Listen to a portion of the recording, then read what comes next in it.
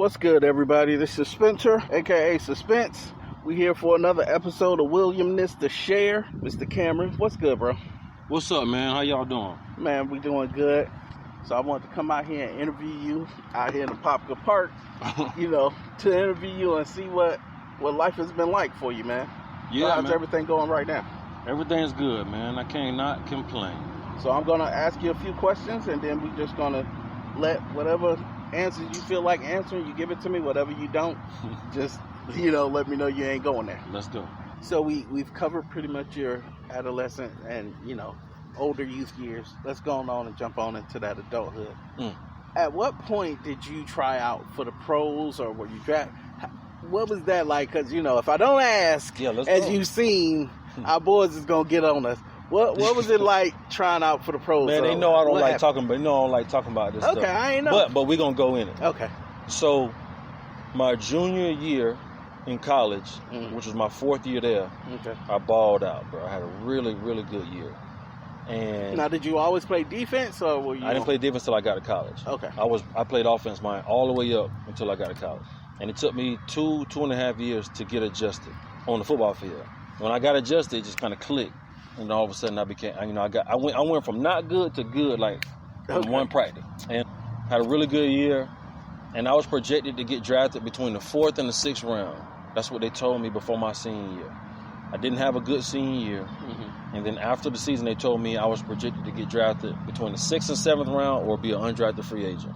I ended up being an undrafted free agent. So what that means is I did not get drafted. My name didn't get called. But normally right after that, there's a whole bunch of other people after that get phone calls to get invited to go into camps. And they get paid, they get a contract, all that kind of stuff. I ain't get that. Dang. So I'm sitting at my house and I'm crying, bro. So you really are like The Rock in some aspects. Yeah. I'm crying. Like, I got an agent. Okay. I got everything. I got an agent and everything. Do you have to pay for that, or the agent come looking for you? Agent was paying. The agent, I was being recruited by agents. I had to decide, bro. There was a time, bro, when I was like, boy, I'm here. Okay. Like I'm here. They bringing me out downtown Chicago. They got their runner, which is just another guy who's working for them, who come to show me a good time. Yeah. That's my dog to this day. I was talking to him today. So kind of like the character that Adam Sandler played in his latest movie? Yes. And drive me downtown Chicago. We eating at these fancy-ass restaurants. I'm talking about chicks. I'm like, man, I'm here. Like, I'm thinking this is what it's going to be like. Yeah. And so I decide on the agent. They come and meet with my parents at my house. We signing all that kind of stuff. And I'm like, this is it. And then after the draft, I ain't even get a phone call, bro.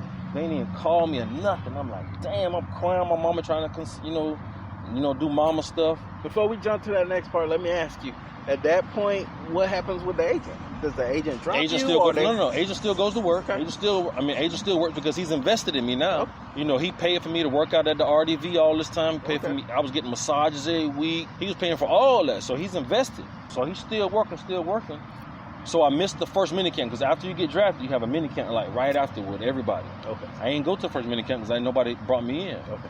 Well, I had a workout with Jacksonville on one day, and then from Jacksonville, I flew to Carolina to work out the next day. Okay. And I drove to Jacksonville. I think I parked my car maybe at my people's house. Did the workout. They went to the airport after workout in Jacksonville and flew straight to Charlotte. Man, I had a book bag, dog. That's all I had. And I did the workout with Charlotte, and they signed me. Oh, shit. And I didn't come home for 2 months. All I had was a book bag. I went out there with a book bag, and I ain't come back for 2 months. So you needed clothes, It's a crazy story about that, too. Toothpaste, crazy. That's a crazy story. Crazy story about that. So that was what, I did the, it wasn't that I tried out. You can't just go out and try out. Yeah. You got to be invited or drafted or picked or whatever. So I signed a contract. Yeah. They paying me a little money as you in training camp or going through mini camp and all that kind of stuff.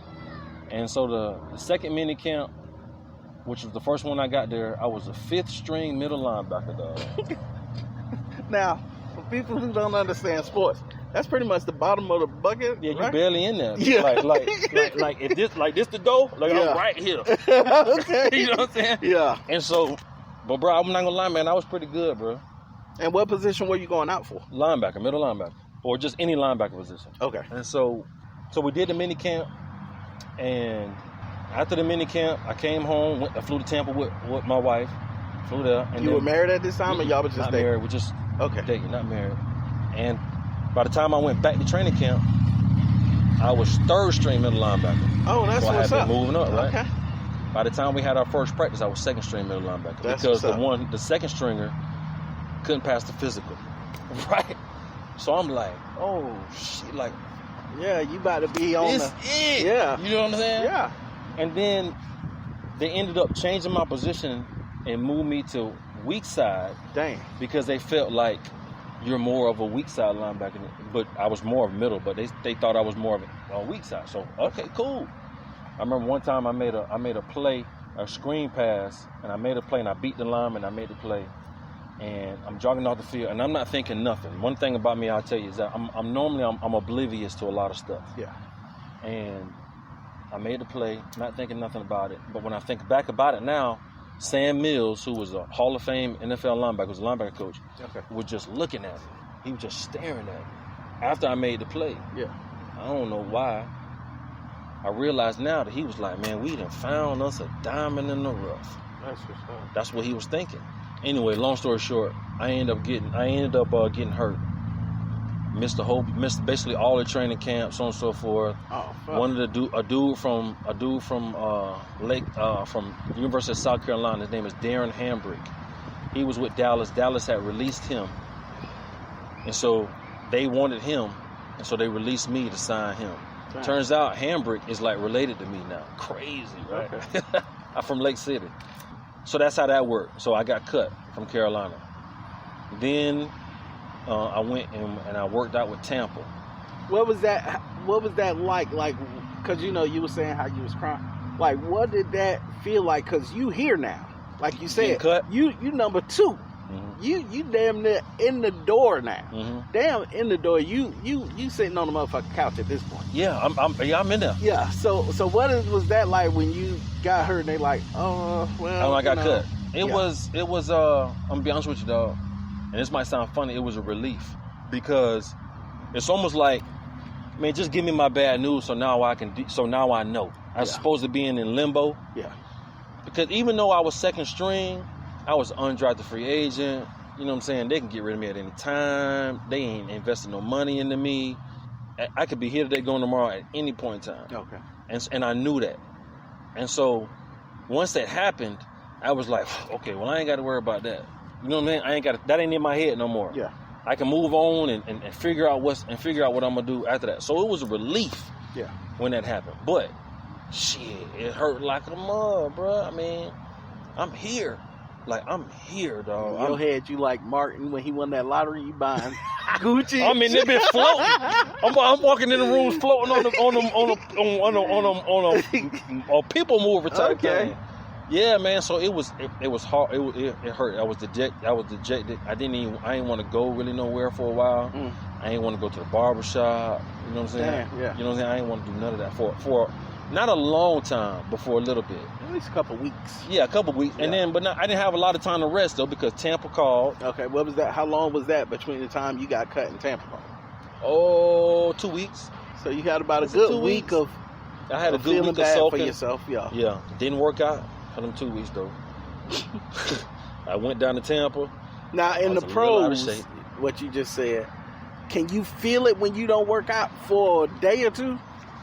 Not a day or two, okay. But you can feel it if you take probably a week off. Oh, just a week? Yeah, I mean it's hard to get in shape, but it's really easy to get out of shape. Okay. You know, but again, I had exercise-induced asthma and I had sickle cell trait, so I wasn't the type of cat who could just run all day. There are people who can just run all day. Yeah, I wasn't that type of guy. And no, I'm just asking for people like me who don't work out, but you want to. But you see these pros, because so many people be talking shit about pros. Like, how the fuck he missed that? But that's why I'm asking, like, if you just go a week, you can feel being out. You'll feel it. Yeah, you'll feel it. I mean, so it may be like to a point where after each practice, we may run 11:40s, one for each game. Okay, explain that to my listeners who don't know. Okay, so for 40, you're like, After practice, you got conditioning. This is in college. Okay. After practice, you got conditioning. And the way we did it was, you ran a sprint for every game on the schedule. Dang. Right? So if you had 11 games, you ran 11 40s. Dang. So you you better not be loafing. You better not be loafing. Sprint, you mean all full out. Full out. In your pads. With helmets on. With pads. Okay. And you better not be... For people who don't know about sports sprint, that means you running as fast as you can. Speed. As fast as you can for 40 yards. Okay. Well, you probably running 95%. But right? you still running. You running, right? And if you slacking, or coach think you slacking, he gonna blow the horn. So you run that run, you gotta turn right back around and run it again, and turn right back and run it again. Right, so then you run 3 strikes because so it was 4 or 5 groups. Yeah. You run like position group. You run a 40, then 3 other races, or 4 other position groups are running. Okay. So your rest comes in while all the rest of them are running. Okay. Right? Okay. So let's say you run a 40, you may get 30, 40 seconds rest. 30, 40 seconds. Right. But if the coach blow the horn because he think you loafing, ain't no rest. Start over. You got to finish running that 40 that you ran. That the other group has to wait. You got to turn right back around, run that, and then you got to make the one up that he blew the horn on. You got to run right back again. So it's 3. Shit. So the other group is like, boy, damn, I hope they blow the horn, but please blow the horn on their ass. Right? Yeah. Right. So that was. What was I going? You were saying how there was about a week transition. Yeah, so we transition. So yeah, that's the conditioning part. Okay. There's some people who can do that all day. I wasn't that guy. So once I got it took me time to get in shape. It took me time to get to that point. But as soon as I would take a few days off, I immediately would feel it. You can feel it. I would. Okay. I would immediately be like, okay, I ain't right. Yeah. You know what I'm saying? I gotta do extra. So when people in that tip top shape. When you're in tip-top shape, that's how that goes. I remember when I first started smoking Black and Miles, I turned 21. Yeah, I used to smoke I got one shit. too. Yeah. I turned 21, and I would determine if I was in good shape is if it took me a while to feel the head rush. What kind of crazy shit is that? Like no. So if I felt it quick, I was like, boy, I'm in shape. Okay. You know what I'm saying? Yeah. But if it took me 4, 5, 6, 7 pulls to feel it, now I was like, man, I'm out of shape. Okay. Like, shit. So, yeah. So, in your professional opinion, when you see a person like Kobe, who in the gym every fucking day of the week, do you think it's so that they can stay on that high, performance level, or do you think it's because they know deep within themselves that if they even take one day off, they can fail? I think it's got a lot. I think it's a combination of both. Yeah. Kobe was a maniac. Yeah. And I think Kobe wouldn't necessarily have felt right if he didn't do that. Okay. You know what I'm saying? Yeah. His day would be off. Yeah. So you gotta be in that. Yeah, but very few have a work ethic like that. Yeah. Very few have a work ethic like that. And if you were to ask a couple guys that we went to school with, high school with, they'll tell you who really know my journey or whatever. Yeah. They'll probably not the same thing. Not the same thing about me, but they'll tell you, but ain't too many cats who worked as hard as Cameron did when it came to trying to make it in sport. There weren't too many cats that worked harder than me. That's what's up. So you get that call from Tampa. Yeah, man, I get that call. My agent was like, Tampa wants you to work out. So I go down there and back then Tampa fucking sucked. No. Keyshawn was on the team. Keyshawn was there. Okay. Sap was there, Derek Bush was there. They had them boys. That's when they was building for that championship. Mm-hmm. Okay, yeah, okay. And they called me down there and we worked out. It was 3 guys, me, a guy from University of Florida, a guy from Ole Miss. I was the biggest one by 15, 20 pounds. The smallest guy was 220, I was 245. Both of them run 4.6s on grass. I ran a 4.7 on grass. All muscle. Yeah, I was bigger than Derek Brooks. Yeah. I was in shape, all that. I mean, relatively speaking for me. I feel. But I took them 2 weeks off, and you could see it in the workout. Yeah. And the guy was like, "Listen, man, you had the smoothest drops out of everybody. Your speed was very similar to them, even though you're bigger than them." Now, again, for people who ain't into sports, what you mean when you say the smoothest drops? Okay, so like if somebody's going back for a pass, the linebacker has to drop into a certain part of the field. Yeah. And they said my drops, I got back there faster. I was smoother. I wasn't stiff. I was smoothest ones out there. You was one of the best in transition. Right, but I was out of shape. Now, mind you, I had spent even though I'm from here, I spent all my last 4 or 5 years in Illinois. Coming back down here to this weather, to this humidity, man, it beat the hell out of me. Yeah. And they was like, listen, man, there's 2 reasons why we ain't gonna sign you. One, you ain't in shape. Yeah. And I was in shape. Yeah. I just won in NFL pro shape. Right. He said, and 2, we're looking for an outside linebacker. You're more of an inside linebacker. And the way we can tell, just by the way you were taking on the drills, all the rest of them was hitting it with their hands. You was hitting it with the top of your head first and then doing it. He said, that's a middle linebacker characteristic. Yeah. And so I didn't get signed. And so at this time, mind you, I told you a couple years ago, in my head I had flipped. Yeah. I had thought, well, what happens if I don't make it? Yeah. I got my degree, I did my internship, I did all that. I was with my wife, I was with my girl at the time, and I was like, man, I am not about to be this guy who has to be in Buffalo one season, San Francisco the next season. I said, I'm not going to be that guy. I don't want to do that. And so I kind of gave up a little bit. I had a chance to go to Canada, turned it down. Had a chance to go to NFL Europe, turned it down. And I was kind of like, I kind of gave up on the dream. And then the Orlando Predators, that was when arena football was big. Yeah. And they were off. I was a substitute teacher at Evans 9th Grade Center. And they was like, the minimum for an arena ball is $50,000. I was like, what? Went out there and I was with the Predators for half a season. And then that was it. And then I ain't played football ever since again. I can kind of understand that because it was a point, like I said, wanting to be a writer, I thought about going into comedy. So whenever I think about doing something, I study that shit. I listen to interviews. I listen to podcasts. When I'm into something, I'm into it. I'm listening to all these comedians, and they like, if you really love this shit and you really want to do it, don't be looking at all these people who, YouTube famous, and one night they doing these little skits, and then they shit blow up, and then all of a sudden they making $100,000 a show. They say most comedians, you traveling the world, you on the road 200 and something nights a week. Yeah, bro. You ain't getting paid no money. Sometimes the club promoters will be like, hey, we gonna pay you in liquor tonight. And as a person who don't drink, because I'm older now, I got kids, like, yeah, I'm not doing that shit. Yeah. So I can understand that feeling of being like, yeah, I'm not gonna do that. Yeah. I regret it now, though. Yeah, really? Yeah. I wish that I would have pursued it more, and not really just for the sake of money or sake of saying that I made it. It's more so of the experience. Like, but the guys in the CFL get treated like kings up there, though. Really? Yeah, bro. They love them guys up there in Canada. Okay. And I ain't never been to Canada. Yeah. And just to have that experience, or to go over to NFL Europe, they talking about getting treated well. Yeah. Them boys over in NFL Europe used to be like, bro, they treated me like I was a millionaire. Really? Women, everybody. It's like, man, you couldn't do nothing wrong over there in NFL Europe. So of course, but if your heart wasn't in it, I mean, even if you would have did it, you probably would have been cut again because you wasn't there here. I don't know if I wasn't there in my heart though, because you didn't want to let yourself. It was down. More so that may have been scared. I may have been. I may have been scared to get to have been let down again. I may have been it too. I don't know. That's a good thing.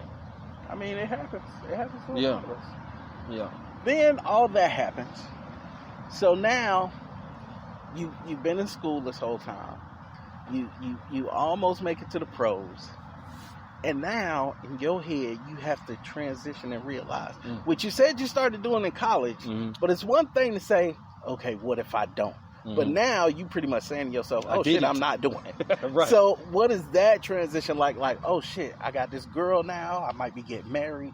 I need to get a fucking job. What was that like? Oh, it was hard. Giving up on your dreams, realizing you're going to have to do a 9 to 5. Yeah, it was real tough, bro. It was real tough. I mean, I substitute taught at my dad's school at Evans 9th Grade Center for 2 years. Okay. Trying to figure out what I was going to do. I sold insurance for New York Life. I did a whole bunch, dabbled and did a bunch of little different things, man. And I taught. I became a 6th grade math teacher at Lee Middle. At our old alma mater. Our old alma mater. And it was like the worst year of my life. I hated it, dog. I hated it, bro. Please explain a little. Gino can tell you. Explain a little bit why, because like so many people be riding on teachers. I work with teachers. I see the shit they have to deal with. You dig what I'm saying? I hated it. Explain to people because they be talking cash shit about these teachers, man. I didn't have the patience for them. Yeah. And then you got, kid. Mind you, we talking about Lee now. Yeah. So where we pulling from? We pulling from Pine Hills. We pulling. Some from Eatonville, right? Dog, we pulling from OCB. We pulling from Orange Center Boulevard. Orange Center, We pulling from Washington Shore. Yeah. From all that. And so. And those are all black neighborhoods for the people not from Orlando. Yeah, bro. So the hard neighborhoods. So, I ain't trying to. But sometimes that what comes with that. Right. People, so what comes with it. Yeah.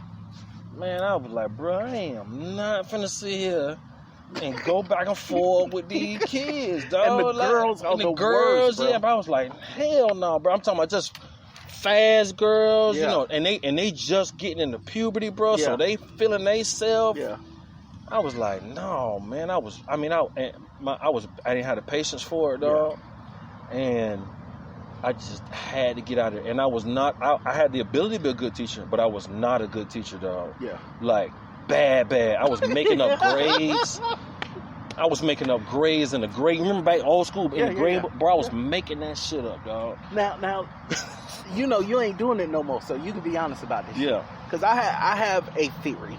Like I said, I work with teachers, but when you in it, you ain't gonna tell the truth. Now, when they pass these laws and they like, okay, your pay depends on what these kids. Yeah. See. You just making up shit. You like everybody graduated. Well, I was out. See, I didn't. By the time when I was doing that, we was out of it. Okay. Because when I was taught, we didn't have FCAT or nothing like that. Okay. So it really wasn't. We didn't have. I wasn't judged on that. Okay. It's so bad, though. My favorite class was the honors class, dog. Okay. Because you didn't have that many problems. Yeah. But, bro, my patience was so bad for them sixth graders. They would come back after lunch. Sixth graders. After lunch. And they ain't doing nothing but eat sugar. They come to class and be like, man, y'all don't move. Don't make a motherfucking sound. Right? Now, how realistic is that, bro? So check this out. This is what I would do, bro. I was so bad, bro. Not only was I making up grades. Yeah. And I would really make a grade. Like if a kid was on the verge of a C or D, if I liked the kid, they got to see. If I didn't, they'd get a D. Real talk. That's what I was doing. Yeah. Dog, if they made me mad in class, bro, I would close the windows and I would turn the heat on full blast. And but you had to be hot too. I was like, I can take this shit. Wow. That's what I was just telling them. I said, I can take this, but we finna sit here. And y'all finna feel this. you would turn the heat I would try to burn them up out of there. Yeah, I was that bad. Hell no. I was bad. And I was like, man, I need to get out of here. I am not good for these kids, bro. Like, for real. I had a part-time job. That's how I knew it was time for me to... I was working at a Red Roof Inn, and people would call and ask... I mean, I guess they're okay questions as a person who's not doing it anymore. But, people would call and be like, I'm looking at your website and it says you have a pool on site. Do you have a pool? I'm like, if you see it's there, what the fuck are you calling us for? That's when I knew it was time for me to get the fuck out. When your attitude is at that level, it's like, fuck this. Yeah. Yeah, bro. It was bad, bro. So then you did all these little side hustles. I believe you was working at OUC at one point? Yeah, I worked at OUC for 7 years, bro. So after I finished not teaching school, I worked at a place called Cisco Foods, and I was basically a sales guy for 3 years. And I needed to get a salary. Now I'm married. I had just had I had a kid, and I needed to get something really more stable. So I went and worked. One of my really good friends helped me out and helped me get a job at OUC. So I was at OUC for 7 years, bro. You was out there when Tommy still is there, but yeah, you was out there with Tommy. Yeah, TC was out there. At what point did you start thinking about doing your own fucking business?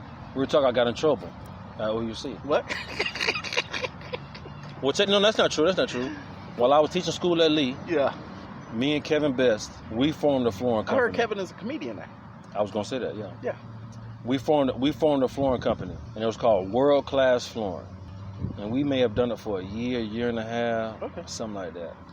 And so a lot of times on weekends, I was doing flooring. So it was going pretty good. But me and him, for to say the friendship, we was like, man, we're gonna stop because we want to see eye to eye. Okay. So we ended it strictly to save the friendship. And so, fast forward, go to OUC, and I'm moving up, the corporate ladder. And I got in trouble at OUC for the appearance of a conflict of interest. Not a conflict of interest, the appearance of one. The fuck does that mean? Right. Well, I mean, it's justified, though. It was justified. I know, but what does it mean? It looked like it was one. Because I was running a program. I was running a program that OUC was offering to customers. Okay. And the contract that they hired to do the program, me and him, while that was going on, formed a business together. Okay. On paper. So when his contract came back up for renewal, they go through all this stuff and they see I'm in business with this guy. Now, mind you, during this time, I'm approving his invoices.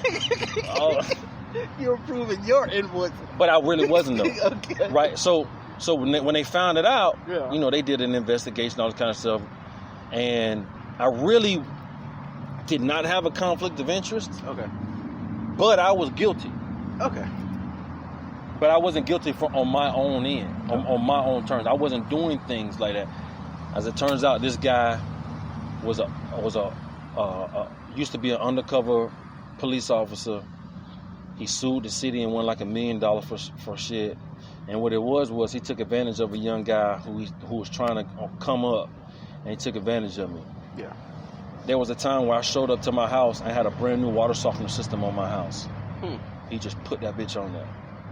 One time, me and my wife was going to celebrate our anniversary at some hotel down south. He was asking me where it was, so on and so forth. When we show up, that bit was paid for. Dang. From him. You know what I'm saying? Yeah. Now that's guilty. If OUC knew that shit, they would find me on the spot. Yeah, he was doing it. He knew what he was doing. Just in case something happened, he got a hook in, right? Yeah. But I got in trouble at OUC over that. At the time at OUC, man, I'm doing good, bro. I got a car allowance. I'm making like 80 grand salary plus my car allowance. I'm doing good, bro. We was doing it. And then that happened. They took my car allowance, demoted me, all kind of stuff. I'm like, man, I'm done over here. OUC is a good old boy company. They ain't finna let this black guy who think he cool, so on and so forth. It's a wrap. And so it's so crazy. Like a week after that happened, I get a phone call. And it was like, hey, man, you still doing flooring? I'm like, man, I ain't done flooring in 7-8 years. And I was like, bing, there it is. I got to find something to supplement what I lost. I called Kevin up. Kev was like, bro, I was thinking the same thing. We started again, CK Flooring. And that's really when I started thinking. Oh, Kevin is one of your business partners? That's really when I started thinking, we'll get there. That's when I really started thinking about doing my own thing. And we formed CK Flooring. So that's the birth of it. That's how that came about. That's what's up, man. Black men coming together, you hear so much shit about, we can't work together. And you hear stories like that, and it's like, okay. Well, if you continue the story. Okay, so you start your own flooring business. How long were you doing both? I was doing both for about 2 years. Okay. For about 2 years. And I became a bad employee for OUC because that's all I was doing. Okay. I mean, bad. Yeah. I was taking their pool cars. I was taking their car and going to Melbourne during the school day, during the work day, putting on my calendar like I was going on appointments. Yeah. This is before GPS and shit. Yeah. Putting on my calendar like I'm going to appointments. I'm taking their car, going to Melbourne, measuring homes for my business. Wow. Not even coming back to work. Taking that pool car, parking in my garage, and getting up early and bringing that bitch back before anybody realizes they ain't come back. Just bad stuff. Wow. I was doing about 2 years. My manager was real cool. He knew what was going on. He knew what was happening. And I was like, man, one of these days, though, my manager's father had passed. And he was probably like 80. And he had his own business. And my manager used to tell me about him all the time. And I was like, man, I don't want to be 80 years old getting ready to check out and never have tried. Yeah. So I told them boys. So I had a conversation with one of my good friends. And he was like, man, everybody always talk about people having faith and so on and so forth. But, when do you ever really test that? When do you ever really test it? And he was like, man, you need to test it. And I quit. I put my 2 weeks in right then.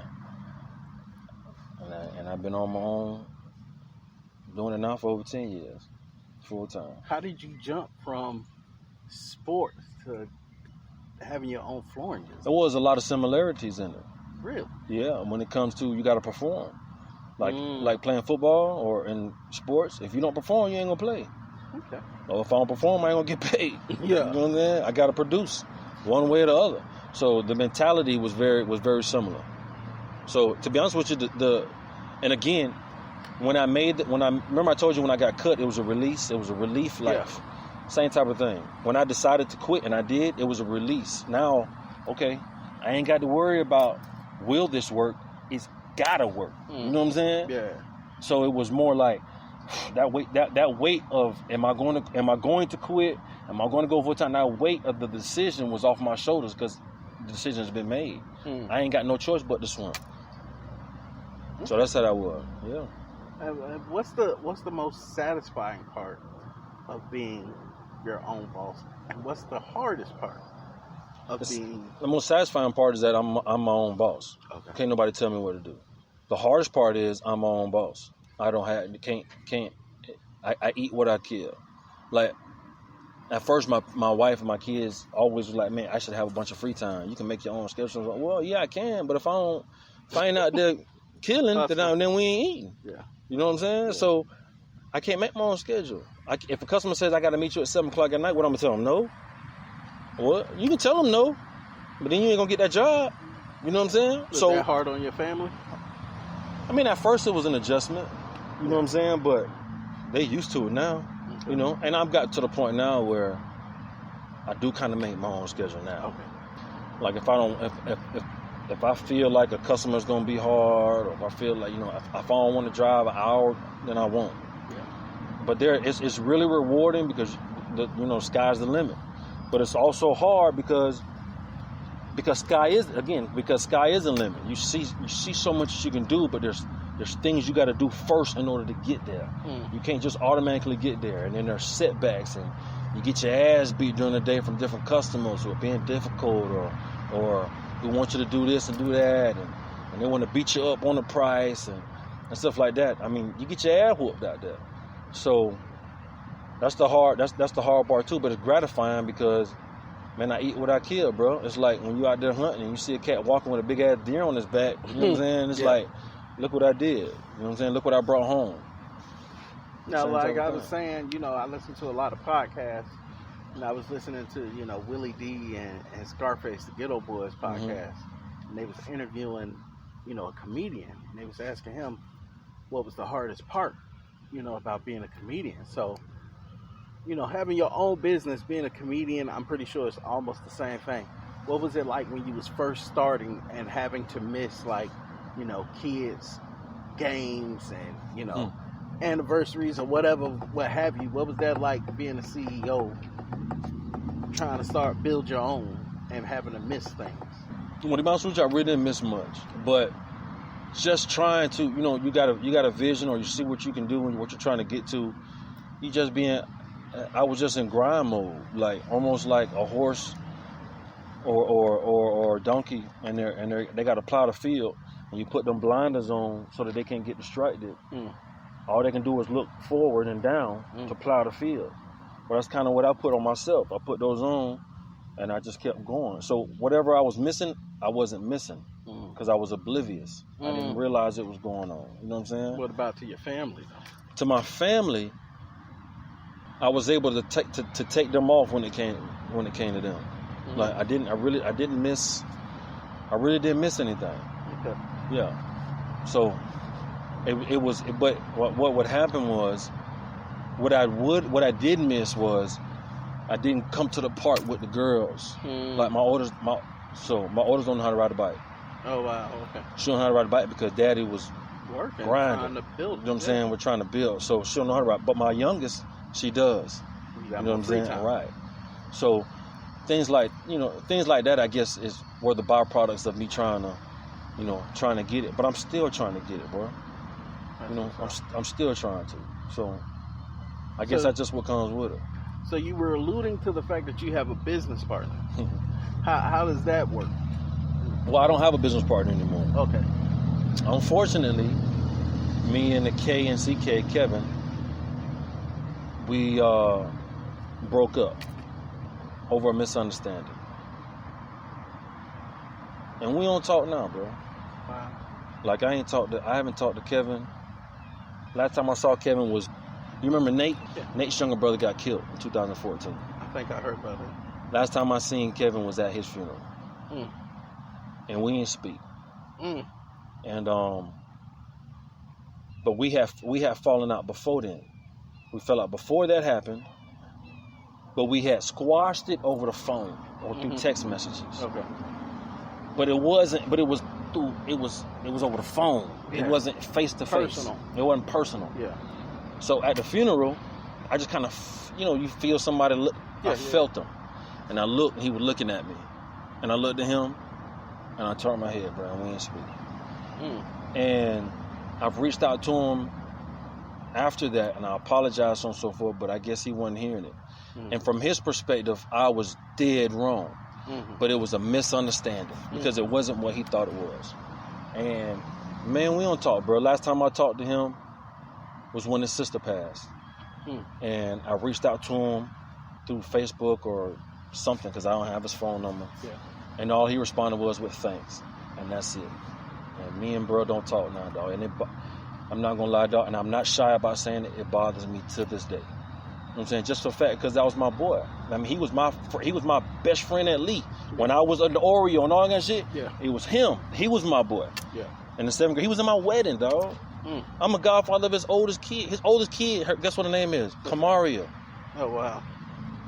Yeah, bro. So it bothers me still to this day. But I ain't reaching out no more. I feel you. You know what I'm saying? I feel you. If you could say something to him, if he had I love you, bro. I love you, bro. And I've told this to him. Dog, if you ever need anything, I'll be there to drop it for dime. You know what I'm saying? Yeah. But I'm almost to a point where I'm a little resentful now. Yeah. Because I'm a type of cat who is, I don't understand how somebody can be such a part of your life, and then things happen, and then now it's completely separate and ain't nothing. Because if I were to die, that cat may not even, the only way he would know would be through somebody else. Yeah. You know what I'm saying? I ain't got a clue about where his kids. I just found out that his oldest daughter's in Tallahassee with my daughter. No, I ain't have a clue. You know what I'm saying? We ain't friends on social media, none of that. And to me, I don't understand how somebody can be such an integral part of your life and then for a misunderstanding and now you completely excommunicate them out of your life. That does not add up to me. So I'm a little resentful about it. And I've talked to JP, I've talked to several people about it, and they're like, bro, there's only so much you can do. Yeah. You know what I'm saying? So now I'm almost a little resentful because I wouldn't be like that. Yeah. You know what I'm saying? So, but if I was saying anything to him, bro, I love, bro. I'll be there to drop of a dime, but we'll probably never be cool again. You have all girls, right? What, if any, burdens do you put on yourself as far as being a positive image to young black boys? What burden do I put? I don't think I don't no more than anything I do is just trying to make sure that I'm, a good dad, good husband, stuff like that. And I think all that rolls into being a good role model for black boys. Okay. Now, what I do is there are certain kids or boys, and in particular athletes, that I try to spit into. Yeah, and like one of my best friends who I played up there at Northern with me, who's a great father, but he got an older son who sometimes you just need to hear a little different perspective, and I'll holler at him. I got a nephew who's a senior in high school now, a pretty good football player. I rap with him. I got a guy that went to church with me, who's 25, who was like, man, I want you to be my mentor. He works with me like almost every day. So I spit game to him. And, but it's not, a couple of other guys. A guy went to a couple other football players. They now live in Atlanta doing their thing, and I rap with them every now and then, kind of mentoring them a little bit. But I don't have a real personal agenda to do something like that. I think I just kind of live the way I'm supposed to live and follow the footsteps that my pops, put down and let that be what it is. Because what I've realized is that, man, everything is connected, and a lot of people watching you, but you don't realize watching you, dog. Yeah. You know what I'm saying? So now that I realize that people are, I try to put my best foot forward to a certain extent, and I let that be, what it is. Now, if somebody come and holler at me, of course, but I'm not seeking it out. You know what I'm saying? I got one more question for you. Now, I remember when I first got with my wife, my daughter at that time was 4 years old. You know, she's not mine biologically, but my oldest was 4 years old. And I remember she was about 6 years old, and she was talking about how the kids in her school was talking about kissing or some shit. And I was about to flip my fucking lid, and I had just seen you at the farmer's market. And I was like, Cameron got nothing but girls, man. Let me hit this brother up. Oh, that's and right. I was like, man, yada, yada, yada, yada. This motherfucking kids. And you hit me up and you was like, bro, do you have cable? I'm like, yeah. He was like, man, she already knows all this shit. Like, calm the fuck down.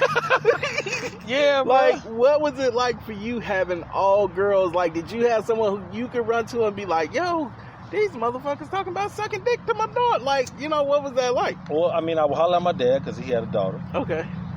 But a guy who I haven't called his name, but I've referred to him as, like, you know, a big brother, a mentor of mine. He got 5 girls. Damn. And so he's the one that helped me get on the OUC. Okay. And so he was like my model. Okay. You know what I'm saying? Yeah. He'd be like, look, bro, he was like, protect them, you know, at all costs and all that kind of stuff, but it's a different world, dog. Ain't really shit you can do. It ain't shit you can do about it, bro. Yeah. It's like, come on. And so I've had, I'm not changing the subject, but I'm changing the top, like, about weed. Yeah. How we looked at weed. Yeah. And how we looked at now is a 180, bro. Yeah. When I first got the lead, the biggest shock, besides me, you know, acting white or whatever, was the fact that nigga, they was having sex already. You know what I'm saying? Yeah. And a lot of people, that's what they talked about. You know what I'm saying? Stuff like that. And that blew my mind. And I was like, bro, that was 30 years ago. Imagine what it's like now. Yeah. Like, and access to it. It's so easily accessible. Yeah. That, bro, these kids growing up way faster than it. But think about this. My dad said the same thing about me. Man, you growing up way faster than I did. Yeah. My kids gonna say the same thing about their kids. You're growing up way faster. I mean, that's just kind of how it is, bro. The best thing that I've tried to do is shelter them from it to a certain extent, but really teach them what it means, what the consequences of engaging and stuff like that. How people gonna look at you. Everything is connected. That's why I keep trying to preach that. Dog, everything is connected. Bro. Yeah. Everything. And so, man, you may never know what you may have done in the 8th or 9th grade.